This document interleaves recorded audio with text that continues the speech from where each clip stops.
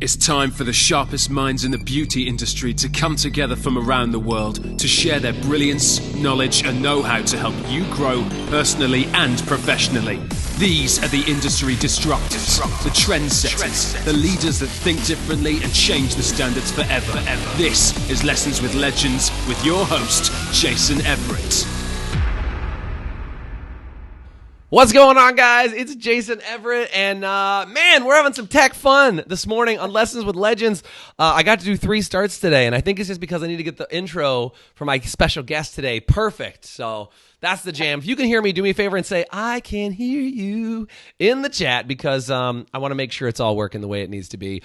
Today's Lessons with Legends show is going to be incredible. I think this guest that I have on today, by the way, I'm going to sneak it out real early. Her name is Rebecca Taylor. She is an incredible colorist and does some really powerful stuff. I'll tell you more about her in just a second. But I think what's really cool about Rebecca, and I just said this on my first or second or third take today, but what I had just found out is that Rebecca Taylor and I had actually been at a whole bunch of the same events, but like we've been in opposite sides of the room. So like I have pictures of this event, she has pictures of this event, and like I love on Lessons with Legends that I get to go meet these incredible people who are game changers in the industry, who've done some really fantastic things that are making a difference in the world right now. And somebody said, have you ever had Rebecca Taylor on? I'm like, no, I've not. And I found out that literally we've been to so many events back and forth together. She's on one side of the event, I'm at the other, and there's literally a photo here and a photo there, and we've somehow missed each other. And what's really cool about it is that Rebecca is like the nicest person you've ever met. I have this interview with her, and the coolest thing she says to me is, she has this huge Instagram following. I'm gonna look at like to the minute right now. She's got like 655,000 followers on Instagram, and like I always love talking to people who've got big following online. By the way, if you know Rebecca, do me a favor and say know her. But I looked up her thing, and she's got 655,000 followers, and I said, wow, what have you done? Expecting her to give me some cool strategy, and she goes, I just was really dead set on being really good at what I do. And like, I just think that sometimes when you meet somebody who's the real deal and they're more focused on their body of work and what they can create than like how many followers they have and how many likes they're getting and what's going on, I just think it says something about the character of the person who just says, I want to be the best in the world, not I want to have somebody who's got a lot of Instagram followers. Because there's plenty of people who buy fans and do all kinds of stuff, and more power to those people who do it. But what I loved about Rebecca Taylor, who's going to be on the show today, is she just focused on one thing, being really good at what she does. And so I'm going to show you a little bit of the body of her work, and then I'm going to bring her on. But before I do that, I just want to say this. No matter where you're on from, anywhere around the world, would you do me a favor and comment what city you're on from so I can give Rebecca the love that she deserves and know how many people she's reaching today? I would love to share that with her and with you guys. But I want to tell you this. Glamour magazine, if you don't know this, Glamour magazine said that Rebecca Taylor is the best vivid colorist. You ready for this? In the world. Like, the Glamour magazine does not say, Glamour magazine hasn't said crap about me. Rebecca Taylor, best vivid colorist in the world. She's been on Good Morning America. She's an international educator, which is amazing. She's also a salon owner of the Honey Hair Lab in West Hollywood. And she's also a Redken brand ambassador, which my peeps over at Redken, some of my favorite family on earth. So big props and big ups to Redken. Watch this short, quick video of all some cool work that Rebecca has done and some cool things that she's inspired, and then I'll bring on Rebecca Taylor. Here we go. Here we go. It's almost there. Here we go. Let's go.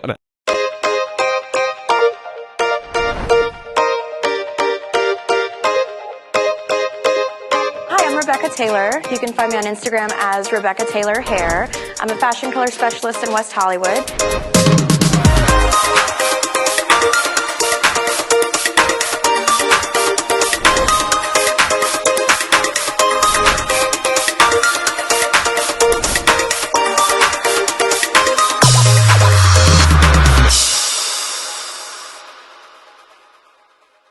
What's up, Rebecca? How are you?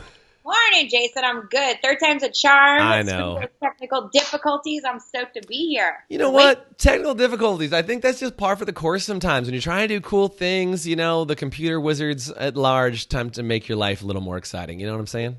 You just got to laugh it off and get to it, and we got to it. Dude, so. I hear you. And by the way, got some Long Beach on, got all kinds of people on that are commenting and hanging out with us today. Where are you today, Rebecca? Just so everybody knows. You down hanging out in the West Hollywood area somewhere? Like you said, Hollywood. Yeah, Hollywood. I live on Santa Monica Boulevard. So yeah, I'm at my apartment. Yeah, it's a rough place to live. I'm so sorry. The weather's horrible down there. I was just actually down in Huntington Beach a couple days ago. The weather was great down there and just beautiful, beautiful area. But Rebecca, I'm so pumped to have you on. And like I said, I mean, I really did say, as you could hear me while I was introing you, but like, I really do mean what I said, which was like, I just am blown away. Like, you're the real deal. And I love that your idea of just, look, what if I just did good work and people could find it? Like, that's probably a good place to start, because I think there's so many people out there that live in this land of like, how do I be cool? And like, then people will find me. It's like, it's not really about that at all. And today's show, we're going to talk about, you know, what your social media journey has been like, you know, what kind of stuff that you do. And I think this whole idea of vivid color and all these things that are really popular right now, sometimes people, different salons kind of shy away from those things and don't. We're going to talk a lot about that on today's show, but I'm just stoked that we were able to find a day, you know, months in the future for us to do this. So thank you for being here. Thank you for having me. I'm really, really excited. Yeah. Super good to have you on. So, and also too, big shout out. We're going to be doing a show together. I mean, not like you and I put on the show or anything, but like we had to go to a show together. For God's sakes, we're going to finally physically meet. Yeah, instead of just stalking each other around at weird events from far away that we don't know that each other are at the event. That's a good day, right? I know, super strange. But yes, we are in Long Beach, speaking of. We're going to be there in January for ISSE, and I'm super excited about it. Yeah, if you're going to be at ISSE, do me a favor and say ISSE. Rebecca and I are going to be out there hanging out. I think I'm looking at my calendar. It's January 25th, 26th, 27th of 2020, which I can't believe we're already talking 2020. Like, sounds like Total Recall, or like the 80s when they were like in the year 2020. And I'm like, what? That's like now. Yeah. It's so crazy. Yeah, we're actually there. We're in the future. And speaking of future, like, you caught on to a trend early, and I don't know if I want to say that. That's probably a weird way to say that, but like, you got into this vivid color. You know, people call it mermaid color, vivid color, like all these cool things. Like, I'm not a hairdresser, so I'm just going to call it people with brightly colored hair that look like, you know, wigs, but that are not. You got into this whole space of vivid color hair years and years ago. How long have you been in this space, Rebecca? How long has it been for you? Of doing the vivid color? As far as fashion color, from high school. So I'm 38, and so I would do all my buddies' hair in high school, my own hair, a lot of trial and error, obviously, kitchen hair, going to Sally's, that kind of. Yeah, but I went and got my marketing degree, and I don't know if you guys, the viewers, can see me, but I'm heavily tattooed. Yeah, very alternative, and didn't fit into that space, but it definitely gave me a lot of like insight. Looking now back, you know, in hindsight, like definitely helped with the whole like social game. But going on 16 years as stylist, and I focused on fashion color from the very beginning. And so at that time, I mean, MySpace out the gate, like before Instagram was the thing. I started with MySpace. If you were on MySpace and you had a MySpace profile, sell yourself out. And then if you remember what song you had in the background of your MySpace profile, type that into. I want to know. Oh my God. I had like 14 on rotation, and my top 8 and then top 10 and all that. And then I would put all the little, like, I felt like I was a coder, and it wasn't easy. I mean, it wasn't hard to do, but like I would have like, are they GIFs or GIFs? GIFs like the peanut butter is my, I've Googled it. I've looked GIF like the peanut butter. Yep. Mm-hmm. I had a bunch of GIFs, and my page was all like blinged out or whatever. But so I started from MySpace days and just didn't know what this was whenever I started. And when MySpace hit, I was so reluctant. I was like, I already have a MySpace, and now with Facebook, what more do you want me to have? And I was really like reluctant. I'm always reluctant about everything at first. Like, everybody's telling me to get on TikTok, but if I didn't get on MySpace and Facebook, then Instagram, I wouldn't have the life and the reach that I have now. So, you know, I've been at it for 15 years. So I feel like a hot minute for sure. Hot minute. And I mean, I think that's it. Part of early adoption in any space is a real key thing. Like, I have a bunch of good friends who have some really crazy Instagram and YouTube channels and things like that. And all of them just say, like, I got in early, some cool things happened, I was committed, and they just blew up. And I think that's a big part of Jessica Hernandez on here. She said, oh my God, that was so long ago. I guess she's talking MySpace here. Sorry, we went vintage. Jessica. We brought you back onto the MySpace jam. But, you know, I think it's one of those things where, you know, again, early adopters, and again, to your point on being on TikTok or like being on any sort of the new platforms, and there's plenty of platforms you could be on that might be a waste of time, but you should at least explore them and kind of see what's going on, yeah? actually my tattoo artist that was like, oh, you need to get in on it. Like Instagram's so much different. It's more about the imagery and it's more about like sharing your work, and it's about the photo versus like, you know how Facebook is. I mean, of course you can share videos and pictures, but it's more like people want to get all chitty chatty and there's a lot of drama that can be, you know, I don't know. Facebook's a wonderful space, but he was just really talking me into it. Yeah. And I was like, oh, well, I already have it. And had I said no, you know, we wouldn't be sitting here now, honestly. So totally. My advice to that is just to, instead of being a huge skeptic and saying, oh, it's more to put on my plate, that extra that you put on your plate could make your future. So if it bombs and it's like a Periscope, which went away and just got absorbed by the other larger platforms, it is what it is. You just move on to the next thing. And if you want to relevant and stay relevant, if you want to pull a Madonna in this industry, you got to get on whatever the kids are doing. And it's hard to say. Like I said, nearly being 40, I'm like, okay, what are the 13, 14-year-olds doing? That's what you got to look at. Yeah, I think you just really got to pay attention to that trend, right? And to your point, just say like, well, what are they doing and what are they doing at large volume, you know? And if you don't have any 13 and 14-year-olds around you, like my kids are not that old, and it's like, if you don't have them around, go find some kids that are at that age. You got one of these, all you got to do is Google it. Totally. Yeah, just figure out what's hot and what's moving. So, Rebecca, you know, we deal with so many salon owners, and I think, you know, I know you own a salon, right? You've got the Honey Hair Lab, right? Honey Hair Lab, did I get that right? Yeah, you got it. We just opened, grand opening was a couple weeks ago. It's Congratulations. Thank you. It was so good. Very trying time, but when we get into, I mean, is this the time to get into it? Yeah, let's chat. I mean, let's chat about your salon, because here's why I say that. Is that as a salon owner, you might be thinking like, you know what? I don't know that, like, okay, you know, fashion colors are only for West Hollywood. Like, there's no way for me in, you know, whatever Wisconsin or whatever Texas or whatever that is, there's no way that could work for me. And I think let's talk. I want your perspective as a salon owner, Rebecca, because I think that's really clutch. I deal with a lot of people who are international educators, but they're not also salon owners. Like, they work inside of a salon and they kind of have attention. But you are a salon owner. You just decked out. Your salon is beautiful, by the way. I've been seeing the photos. It looks great. You. That's largely in part. I gotta give love to Minerva. Totally love those guys. Yeah, they like helped, literally like made my dreams. I didn't know what I wanted until I went to their showroom. I swear to God, and I went and I was like, that's it. I just was like a moth to a flame, and they were like instrumental in making my salon come to life and be the dream that I want it to be. So yeah, second time salon owner, but just to speak, you know, kind of circle back around about, you know, oh, well, you live in West Hollywood. Everybody wants fashion color now. You got to remember, I started this in 2015 and I was in Pensacola, Florida. Nobody knows where the hell Pensacola, Florida is. It's basically, they call it LA, as in Lower Alabama. So if I could build a market, I'm not even kidding. It's 45 minutes from the Alabama border. So if I could build a market with, you know, that kind of hair where nobody was getting it except punk kids or DIY, or if you went online and searched for fashion color, you would either see wigs, Photoshop, or just DIY, like, I don't want to say poorly done, but not in the professional space. So I was against pretty much all odds, but it was my passion because I had some people I looked up to in the industry, and it was trade magazines. It wasn't the internet at that time. It was like I would look at, you know, Beauty Launchpad and BTC. I would look at all the, you know, the trade magazines and like looked up to my idols. Like a few of them were Sue Pemberton. She was somebody I actually trained under, and a bunch of like OG amazing artists, Christopher Benson. Like, Chris Benson. I loved it. Yeah, good dude.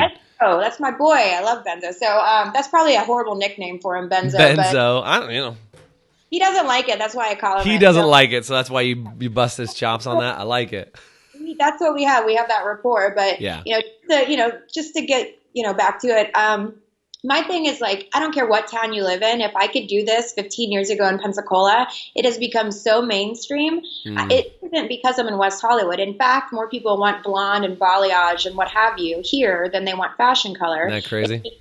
Yeah, it is. And it's like, because I've made this name for myself and I'm known for it, people will travel all over to get it. And it's like that, I don't know, I'm going to age myself again, but Field of Dreams, if you build it, they will come. So if you build a portfolio by working on models going in on your off day, and people know that you can do it, I guarantee you there's somebody in your community, there are multiple people in your community that want to know that you can do it, and they want to have that hair. And then you do more clients, you build more of a portfolio, and then by the time you know it, if that's what you want to specialize in, you're, you know, your area's go-to person for that market. And I don't care if it's fashion color, balayage, you know, crazy, you know, clipper cut, whatever it is. You just pick your niche and get really damn good at it. And that's what I think the key is just focus on one thing to start with, be so damn good at it that people can't help but to recognize you. And then it just goes from there and it kind of avalanches. And that's what it did with social media.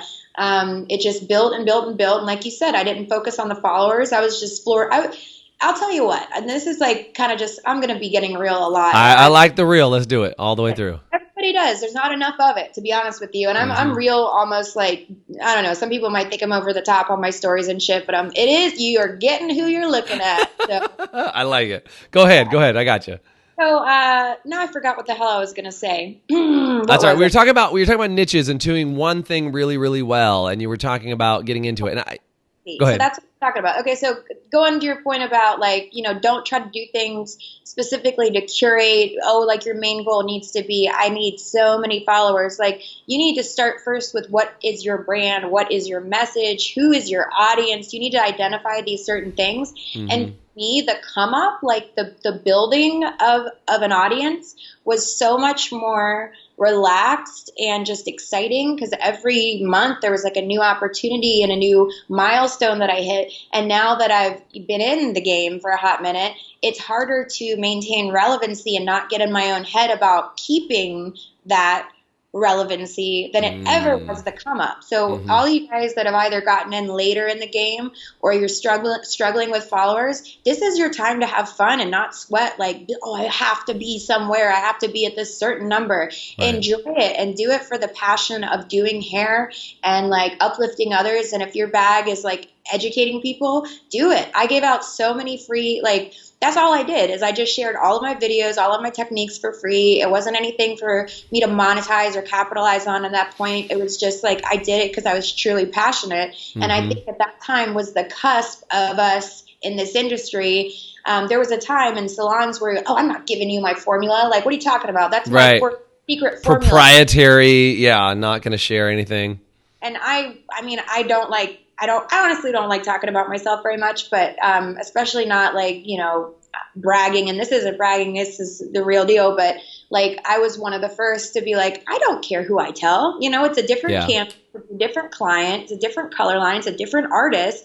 So what is the harm in me sharing every step of the way? So that was the first, like, I feel like wave of artists beginning to be very open and sharing and just educating for the sake of helping your peers.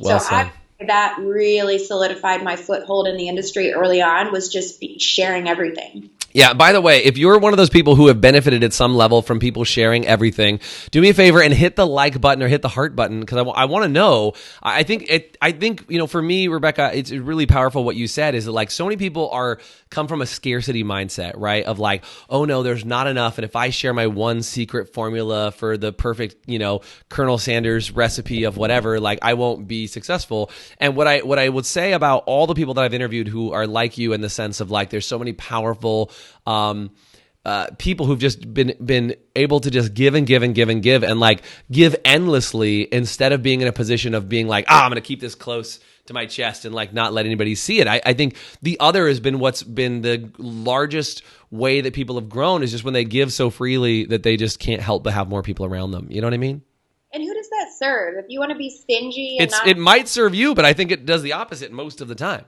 I think so, because what you put out, you attract. And so if you put out, you know, like, you know, that giving like spirit and that willingness to teach and just want to help people for the sake of helping them, I feel like you're going to get it back tenfold. And the people that support you and, you know, like it's just instrumental in you like making it further in this industry at this point in time. Because if you're stingy and I mean, I can say stingy because at this point everybody shares. I feel like, I mean, don't you agree? You see on social media, everybody posts videos, and whether they do it because they're doing it for likes and, well, screw likes now because that's gone. But engagement and that kind of thing, like that's cool. But I like doing it purely for the sake of like wanting to inspire and help my peers. And I say peers and not followers because I started where everybody else started, from a small ass town with absolutely nothing, living paycheck to paycheck. And I don't forget where I came from. So I don't care what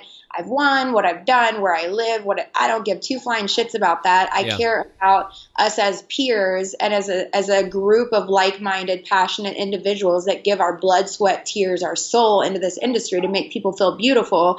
And if you're not a service provider, you're an educator or some sort of facilitator. So one way or the other, you're a service provider. I went from clients to my clientele being stylists. So I'm still a service provider. I just provide to a different audience now. Totally. And I think that it's kind of like saying like, oh, you know what? I'm going to be a nice person because it gets me something versus just saying like, I'm going to be a nice person because I want to be a friggin' nice person. Like it's such a different, like I think people, and I say this all the time, but you know, hairdressers are the most perceptive people on planet Earth, right? Is it like, you know, it's literally, they can smell whatever, like the song, they can smell your intention. Like I always say like hairdressers can smell what your intention is. So if your intention is, I'm going to give this formula to you so that I can then make you a fan or whatever. It's like they can tell if you're just giving freely or if you're giving from the standpoint of I just want to give. I think hairdressers can do that. And when you graduate from going from like your clients or your clients to your clients or hairdressers, you have even more cynical fans or followers and peers because they are like, well, is Rebecca really giving me this because she's got something in it for her or she's just giving to give? It's like this industry judges you harder than any other, in my opinion. Oh, it's for sure. And there's a lot of ego that's wrapped up in this industry because any industry where you're creating something and it's just all you and it's not, I mean, of course you can collaborate and there's a lot of team, you know, like scenarios where you work with other people. But if you're just straight up doing hair, a lot of times you attach your ego to what you create. And that was one of the things I learned the hard way. Because I will tell you, when I got like awarded with that Glamour award and like a Stylish Choice Award and being on TV, my head blew up in Florida and I was like, oh shit, look at me, I'm a big shot. And like I humbled myself. I was like, that's not who I am. That's not who I want to be. Because I'll tell you, my first hair show, and I'm not going to name any names, but my first hair show, there was somebody that I'll say idolized, you know, coming out of hair school, and waited in line for 2 hours to meet this person. And I couldn't have been more blown off. And like this small. And after that point, I just like, I vowed to never make anybody who ever took the time to want to talk to me or get to know me or felt any sort of positive, you know, feeling towards me, I would never make someone feel the way that person made me feel. And so you really quickly got to check your ego, because when you get a large amount of success and exposure in a short amount of time, human nature is like, I'm the shit, you know, but like, you got to like come back down to planet Earth and be like, I'm a human, you're a human.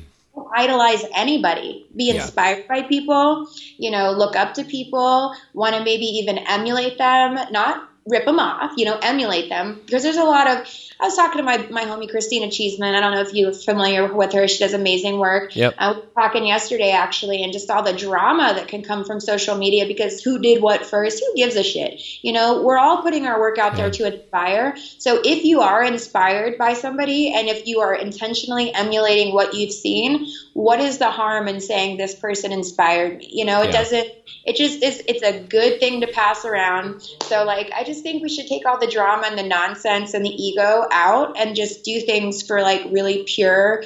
And like you said, they can, I don't know what you said about that lyric, but people, especially stylists, can sniff out inauthenticity, you know? So the way to be is just to keep, that's what I've learned. And like I said, I keep it real to a fault, but I'd rather do that than to curate and be a fake person, because that's just too much work wearing a mask, and I don't want to do it. Well said. Well said. And I want to take you back to something you were talking about earlier, because you talked about niching inside your salon. And I'm curious your thoughts on this, because I think, you know, I ask salon owners all the time about niching inside the salon. And I've, you know, there's a phrase that I love hearing. It's like the riches are in the niches, right? Like this idea that like when you can become more of a niche and people know what you're about versus just being any old salon. I always ask people, what does your salon specialize in? And everybody says the same damn thing, right? They all say, oh, we give the best customer service on planet Earth, and that's our niche, is amazing quality. Right? What is it? That should be a given. Yeah, I was like, that kind of like, if you don't do that, then you don't have a business. But I'm curious your thought. Being a salon owner that has a very specific niche salon that's like, no, here's what we're good at. Obviously, you do all kinds of other things there too. But like getting into that niche category, I think that's where people are missing, is like they have their Instagram page for their salon, and it looks like 80,000 other salon Instagram pages, so nobody gives a crap. And they're like, how do I get more followers? I don't know. Do something to not look like everybody else. Otherwise, you'll stay there. I'm really curious what your thoughts are as a second-time salon owner. Like, what are your thoughts on how to get attention locally and do things that are not just like, we do great hair and we give great customer service? Like, what's your thought on that? Well, as far as calling it or referring to it as a niche salon, yes, I do a lot of fashion color, and my stylists I do only booth rent because I don't have the time to hold anybody's hand or manage them. I want to, I want them to be their own entity, their own boss. So I don't micromanage it. They do what they want. They're renters. So like our stylists that we have working there, they do everything, but they do it really well. And it's about the imagery too. I mean, if we're talking about posting pictures online, it can't be like they're just plop down in the chair with a dirty cape on. Take the 2 seconds if they have the time. Of course, it's still customer service. And if they don't have the time, you have to honor that because they're paying. But especially if you're working with a model or if you're working with a client that is willing to let you photograph them, we have a giant photo studio with lighting and backdrops and whatever. Take the extra 2 minutes to like style it beautifully, finish your work, and take a great image. So when I say, I wouldn't necessarily call us a niche. I would call, I say I do fashion color, but I don't even take clients. So I use the salon for an education space and to build the career and I don't know, to help my stylist there succeed. So that's my goal. But I didn't even know I was going to be a second-time salon owner, to be honest with you. I didn't know. My thing was like, okay, maybe I'll own a salon again in Hollywood. Whole different ball game from Florida, by the way. Totally. Is like quadruple, not even. It's like a way more because it's West Hollywood. It just costs a lot more. But everything. It's just the cost of living. But I would walk back and forth from my house to yoga, and I would see always this empty space. It was a beautiful sort of like shotgun space, like a studio. And I'm in, and I'm like, And then one day there was a for lease sign, and I'm like, you know what? I'm going to call and see if it's not like crazy pricey. And I called, and I feel like I'm very spiritual, so I feel like the universe sort of put this in my lap. And when I spoke to the leasing agent, she told me generally spaces around here are $10,000 to $14,000 a month for the space. This, by the way, needed to be gutted and redone. And just, again, thank you, Minerva, for helping me with that and our contract, blah, blah, blah. But like the universe gave me another sign, and it was, I'm going to be honest about everything, financials. Sure. Like the space, it was like 1,600 square foot. It was like perfectly laid out. It just needed to be redone. It was $6,000 versus the $10,000 or $14,000 rent for every other space in our area. So I did all the paperwork. I was like, please, please, please. I don't want a co-signer. I don't want an investor. I don't want a loan. So I did all of it from savings. I am not in debt. It all happened like that. And before you know it, I'm a salon owner in West Hollywood. And another reason for doing that, my rationale behind it, is we don't know when this whole Instagram thing, social media thing is going to implode. We don't know what's going to happen with brand deals and endorsements and ambassador programs. We don't know about that. So my advice to anybody that does have a brand deal or is an ambassador or whatever, prepare for the future. And if that means either owning a salon or focusing on education or doing whatever you can do to prime yourself, peak state. I'm still getting out of that. By the way, by the way, I was going to say, she's fresh back from doing a Tony Robbins event, so she's ready to rock, by the way, if you're catching a little of the energy. Walked on fire, fellow fire walker in the house as of this last weekend, so welcome. And I guess I would just ask you, Rebecca, like, for people who are interested in taking on fashion color, maybe these are stylists that are like, I want to go down this path. Or maybe they've been dabbling and maybe they've done bits and pieces of it and they kind of do it. Like, what would you say have been some of the biggest mistakes? Like, let's go the other way. What have been some of the biggest mistakes that you would have wished you would have known when you started getting into fashion color? Does that make sense? Like, what are some things that you're like, oh man, I wish I would have known this way earlier? Are there anything like that you could share with people that kind of take them on that path a little differently than what you've done? Oh gosh. Not so much like mistakes. Like I can't really share negatives, but I can share tips with people. Yeah, please. Yeah. Whatever you've got. Because really I learned from trial and error because there was very little education in that space at that time. So I would just take models and do them for free and work 80 hours a week and have my regular clientele and just do the models on my off days. And so my advice is to eat the cost of the product and spend your time and do it well and connect with local makeup artists and photographers. And as we know, there is a oversaturation of really every specialized color or look. You know, there's a hella oversaturation with fashion color now. There's mega oversaturation with balayage.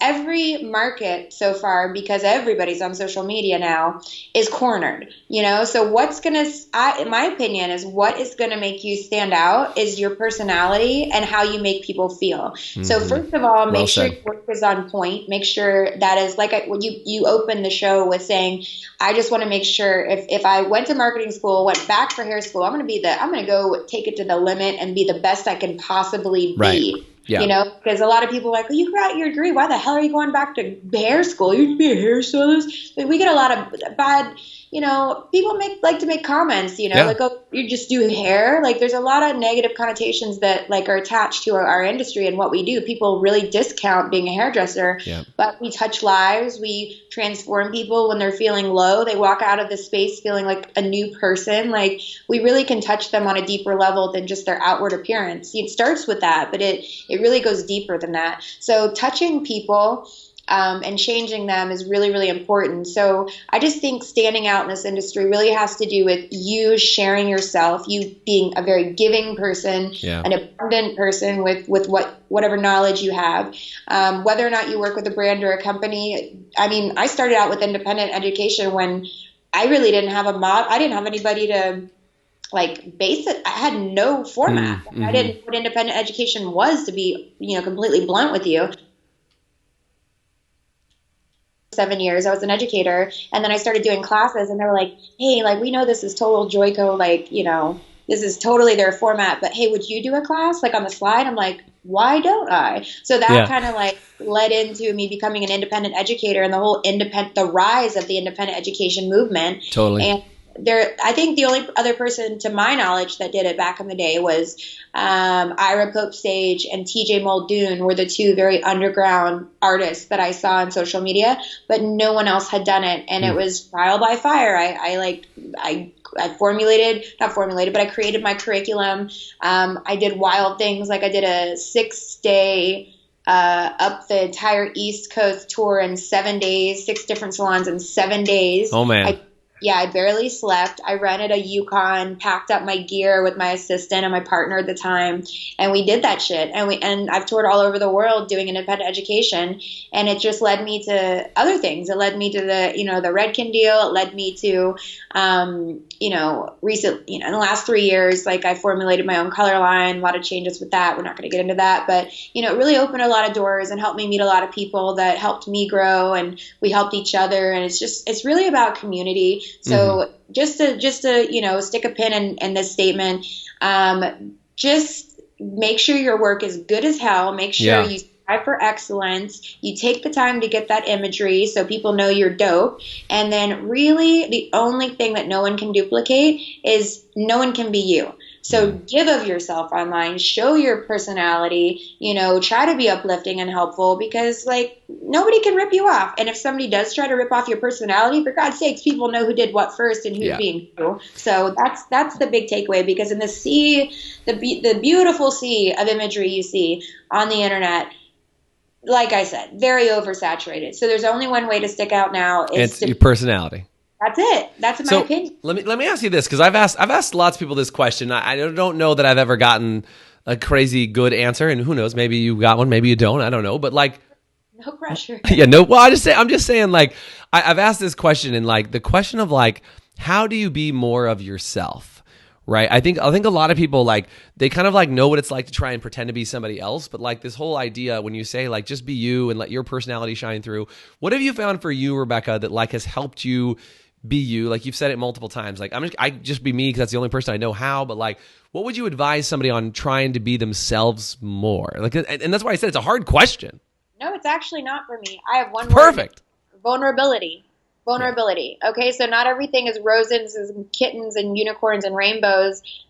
Life is hard sometimes. You know, you go through personal struggles, you go through professional struggles, and I'm an oversharer, but I would rather do that and maybe have somebody relate to me and help them than to worry about what people think of me. So be vulnerable and don't give two flying craps about what people think of you. Those are two tips that I can give you as far as like being as authentic as you can. And don't think too hard about trying to like commercialize you being you. Just do it. Just and if you're scared about being in front of the camera or doing stories, or you know, you get nerve-wracked, you get like super like nervous if you're going live, just do it more and more. Take some improv. Get the practice in.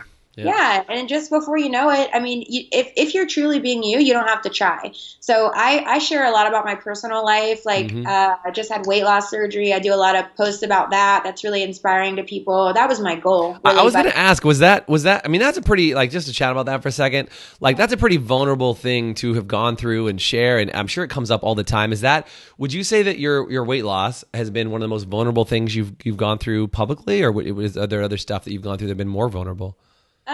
Maybe more vulnerable. I've had some business dealings that I felt like it wasn't right to be silent about, because I feel like if I can protect people in the industry, and it's not even about like like me getting bent out of shape if somebody does me wrong, but if I feel like if I'm a part of something, or if I know about something where I know people are being done dirty, and I feel like there's if I can protect or warn or whatever. There have been some, you know, a couple situations that got a little messy, I guess we should say, but I would rather, you know, be an advocate for stylists than for them to be exploited by certain people or companies or situations. Like, so there have been a lot of like, I would say business or professional things that I've been very outspoken about.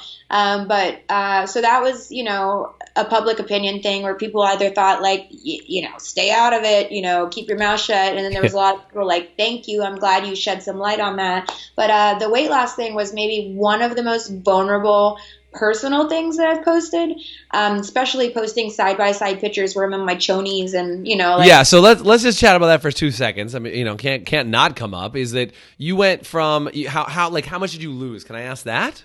Of course. I mean, you said you're vulnerable, so let's do it. Like, what did you go from? What did you go to? Or how much was the loss? Or what'd you end up doing? There's literally nothing that you can't ask me that I won't answer. Fantastic. Literally. I love it.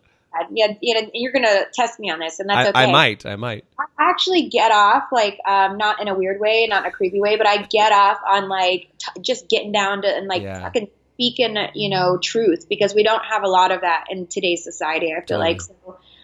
So I've been overweight my whole life, was overweight. I still have the mindset. It's really a screwed up mind thing when you've been overweight your whole life. So I became overweight because of health issues and socioeconomic issues. I was raised really poor, homeless, like single mom, real bad deal. So like, I don't know how being poor I got so fat, but I guess, you know, it was just like sneaking and eating and emotional eating and stuff like that. And then I discovered I have a really, really bad hypothyroid issue. So the weight, I mean, I think my highest was maybe 255, and at 5'4", that's large. Yeah. And so I finally got to the point where I was like, I literally tried everything. Like, I would work my ass off, but when you have a thyroid issue, it's virtually impossible. Yeah. And I'm not saying that as a cop-out. Like, I literally tried everything. So I decided to get weight loss surgery after a friend of mine in the industry went to the same place. It was actually in Tijuana, and I was really scared about that because of the things here. Sure. Yeah, but the alternative was going to a hospital here, going through a year of therapy, paying $50,000, waiting the year. So I'm impatient. I was like, this girl didn't die. She looks fantastic. I let her be the guinea pig. Poor Bridget. Bridget House, I love you. Shout out to Bridget. Yeah, shout out to Bridget. So she was, you know, kind of my inspiration. Another person too is Natalie Ann, a stylist out of where the hell is she from? Australia. Natalie Ann's huge in her space. She has like a ton of followers and does beautiful styling and everything. But she also kind of talked to me about it, inspired me. So I decided to get it done, and it's been the best thing I've ever done in my life. So I was 5'4", and during the time of the surgery, I was 235, and I'm down now to 148. Wow. And a dress size 4 to 6. And besides the metrics of the weight and the sizes and whatever, I've never felt so active and confident. And but I will tell you, it's dredged up a lot of emotional stuff because you find the root of why you were overweight for 30 some odd years. So I'm doing a lot of soul searching and yoga and a lot of therapy, doing things like Tony Robbins. I'm just craving everything I can get to make myself be a better person, because I don't know if that's something, I don't know if it's I don't know what it is, but I feel like once I've fixed one area, I'm like, okay, what now can I fix? It's not necessarily a fix. I gotta go get plastic surgery. I'm thinking inside, what can I fix inside? Yeah, it's how do you emotionally and mentally repair what you've been through? I get it. Yeah, so I think a lot of the original reason I was overweight was a lot of traumatic younger things that have happened, and then just over the years it just got worse and worse and worse and worse. And so that's why I'm so forthright about every little detail. Every now and then I'll do a check-in and a side-by-side picture and be like, these are the drawbacks, these are the perks, this is why I did it. If you ever have any questions, I even did a YouTube video where I pull my loose, saggy stomach out. I'm like, this is what you got to deal with. And so, if that isn't vulnerable, I don't know what it is. That's about as vulnerable as you can get, in my opinion. But you're getting, like I said, it's face value. You're getting what you're getting. And I would rather put myself out there to make people feel not alone, because, I get it. I get people that were going through the same thing I was going through and are going through the similar thing now. And if they happen across my page and read one post or see one picture that changes them even this much, I've done my job by being vulnerable. So that's why I do it. I don't do it for likes. I don't do it for engagement. In fact, I worry constantly if these brands are like, oh God, she's a liability, we need to drop her. And another thing, second most vulnerable thing that I've done is being honest about the fact that during the salon opening, I was very overwhelmed with everything I had going on and opening a salon. And the doctor, I've been prescribed Xanax for ages for traveling because the flights, the 20-hour, 24-hour, crazy flights. Yep. I got prescribed that. And then the older I get, the more anxiety I get. But one of the big things that started happening is that it became a crutch and an everyday thing. And so I wanted to nip that in the bud before it became a real issue. Totally. So, well said. Yeah, and I think the fact that I was that self-aware is a blessing, because some people make excuses and well, the doctor gave it to me, and so I'm supposed to take it, and then that leads into a deeper issue and an eventual addiction and a real problem. So when I went to Tony Robbins, that's one of the things I kicked, and that was one of my biggest the best and biggest thing that happened is that, and I literally went through a detox program a detox period that I didn't know would happen physically to me. So Tony Robbins, I'm going through strenuous jumping around for 12 hours a day stuff, also going through cold sweats and shakes and whatever.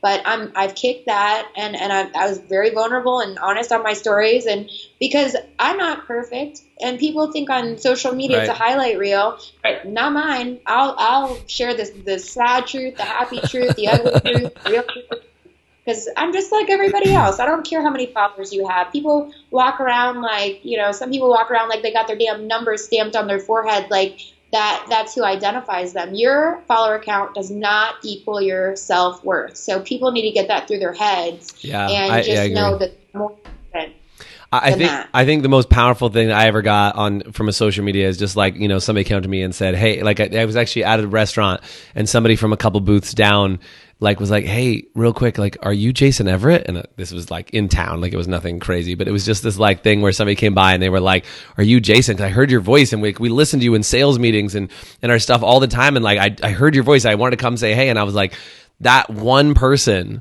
that just said dude, we always listen to your stuff in our meeting. I was like, that could, I don't care. 10 followers, 100 followers, 1,000 followers, doesn't really matter. It was just when you realize and you can humanize every single person who pays attention to you, the fact that Amy was hanging out with us and Jessica was hanging out with us and all these people were hanging out with us, whether it's one person or 1,000 people or 100,000 people. I think when you recognize that just one person's life can be impacted by what you do, I think it's really profound. I think that idea of vulnerability that you're talking about allows you to connect with people, and I'm always blown away by what people connect with. They're like, I would have never been able to talk about that, or like you said, like, grab your belly and you're like, look, like this is what you gotta deal with. Like, just that somebody else would go, gosh, like that was a brave moment, that like it's more than what I would have done, and it made me more brave. Like, you're serving your purpose. You know what I mean? I do know what you mean. So and I feel like if I can, like you said, if I can impact only one person, that is way more important to me than when out, like I said, we don't care about the likes on the pictures, but, quantifying,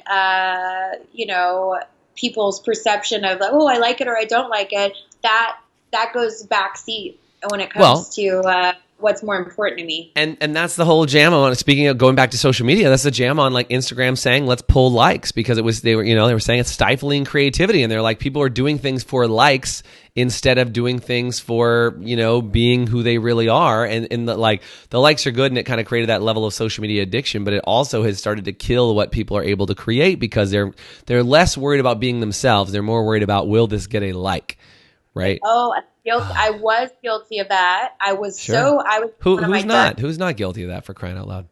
Because you care about public opinion. Sure. Most do. Most people want that validation, especially in our industry. If you are in the public, that's kind of part of the deal, right? Exactly. And if you get way too deep into it, you, like I said, you value yourself based on the engagement you get. And for a while, like I was in a dark place, and I only created in the hopes of, I know this is going to go viral. Like, I'm like, and then, what's so funny is the things that I thought would go viral never did. The things that I was like, it could have been better, they go viral. So if you just take all of that like your mind just being focused on, will this do well? If you just get all of that out of there and create from the heart and from your like, whatever you just want to get out, and from it being a passionate place, like it's going to either do well or it's not, but you've done it from from the right source, Well said. So my last question for you, Rebecca, and I didn't know I was going to ask you this as your last question, but this is okay you said I was okay asking anything, yeah? Yeah. Just like bring it. Sure. Yeah. What do you think you were put on this planet to do? What do you think is your purpose for being here? Oh, God. Okay, so growing up, I was a badass kid, and I really was directionless, and I didn't know. I really didn't know. I thought I'd be a little dirtbag for forever, really. But at this point, I know my purpose is to serve others in my industry, and I feel like I've had a good amount of time in the spotlight. I feel like I've been given just opportunities I never dreamed even existed. All the bragging and the accolades that, I told you what they were, but got a couple of good ones in there. Yeah, for sure. So I was like, might as well, if we're opening with this, but, I've done so many things. I went from never leaving the country to visiting 26 countries in 3 years, filling up a passport and a half. Like, I never thought I would go to places like Kuwait and da-da-da-da-da. Anyway, I never thought I'd do all these things. I never thought that I'd be disrespected in the industry.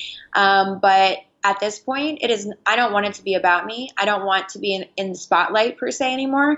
All I want to do is to mentor and help stylists that are deserving, and to give them the platform that I've built for myself. That's why I do so many reposts and reshares, and their followers don't mean two shits to me. I don't want anything back from them. Like, I just reposted somebody a while ago that tagged me that used Redken, and it was beautiful work. And I'm like, I just happened across this girl's page. She has 200 followers, but that doesn't matter. Yeah, that's not what you're after. Yeah. Show her some love. It's beautiful work. So my purpose, I feel like, for being put on this earth is to help and inspire, and just to try to be the best me I can be to help other people. Amazing. And I think, and if you guys get that out of hanging out with Rebecca for the time that you were here, do me a favor, hit that like button, hit the thumbs up, hit the heart button, because I think, Rebecca, that's what I get out of hanging out with you, is the vulnerability's there, your purpose is there, you really want to serve this industry. We do a program called the Salon Owner Evolution Revolution, about elevating the way that the rest of the world perceives the salon and spa industry. And I think that's a big part of when I look for people who should be on Lessons with Legends. I want people who are elevating the world's perception of the industry. And I think you do that extremely elegantly in a way with this great smile on your face, and you do some incredible work. So, Rebecca, it's been my pleasure to have you on today on Lessons with Legends. I hope to have you back another time in the future because it's been fun to hang out with you. And when we get to hang out, maybe I'll have you come down and we'll do another live show at ISSE. I think that would be really fun. I'm going to bring some broadcast gear out there, so we're going to do some fun stuff there. But Rebecca, if you want to closing thought from you, what do you want people to take away from this interview in your mind? What would you want them to walk away with? Please don't get so wrapped up, and especially all the crazy changes going on with Instagram. Please don't quantify your worth by social media. Be yourself. Just unapologetically be yourself and try to give back, not for vanity, but for the sake of giving back and being an awesome person. And I swear to you, if you do things from a pure heart, good things will come. And your timeline, as far as success and opportunities, is your timeline and no one else's. And the good things will come when they're meant to come. And you're all amazing people, and I love this industry with all my heart. So good. Rebecca, it has just been amazing to have you on, seriously, and I can't thank you enough. So thank you for being here. I'm so grateful. Thank you. Me too, Jason. Awesome. Well, guys, thank you so much for joining us on the call with us live today. Rebecca is not only an amazing person, but amazing at what she does. If you want to follow her online, you can find her at Rebecca Taylor Hair. You can find her on Facebook. You can find her on Instagram. You can find her on YouTube and maybe on TikTok. You on? Come soon. Yeah. What is it? On TikTok and who? I said TikTok coming soon. Let's do it. Let's do some TikTok together. Let's make some magic happen. Play with some new things. Enjoy your day and find your purpose. Support the industry and give back like she does. Rebecca, it's been my pleasure. Have a great rest of your week. Thanks, guys, for joining us. Thanks, guys. Bye, Jason. See ya.